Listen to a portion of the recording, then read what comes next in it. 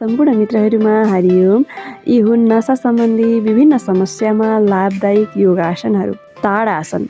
यसले मेरुदण्ड र नसामा रक्त सञ्चार सुधार गर्दछ, नसा च्यापिएको समस्या कम गर्छ, स्नायु प्रणालीलाई सशक्त बनाउँछ। अर्को रहेको छ भुजङ्ग आसन, जसले मेरुदण्डका नसालाई सक्रिय बनाउँछ, कम्मर र ढाडको नसा दुखाइमा लाभदायक आसन रहेको छ। साइटिका जस्तो समस्यामा पनि उपयोगी आसन रहेको छ। यसै गरी अर्को रहेको छ सलवासन। कम्मर र तल्लो भागलाई बलियो बनाउँछ, नसा च्यापिने समस्या घटाउँछ, ढाडको पुरानो दुखाइमा फाइदा पुर्याउँछ। यसै गरी अर्को रहेको छ मकर आसन। नसा दुखाइमा तुरुन्त आराम मिल्दछ, स्नायु प्रणालीलाई शान्त र सहज बनाउँछ। सेतुबन्ध आसन मेरुदण्ड र घाँटीमा नसा च्यापिएकोमा सहयोगी रहेको छ, सर्वाइकल र नसा समस्यामा लाभ मिल्दछ, स्नायुको थकान हटाउँछ। अर्को रहेको छ पवनमुक्त आसन। कम्मर र कटी क्षेत्रको नसामा आराम दिन्छ, नसा सुन्निने समस्या घटाउँछ। यसै गरी अर्को रहेको छ पश्चिमोत्तान आसन। यसले मेरुदण्डका नसामा खिचावट दिई सक्रिय बनाउँछ, साइटिका नसा दुखाइमा कम गर्छ, नसाको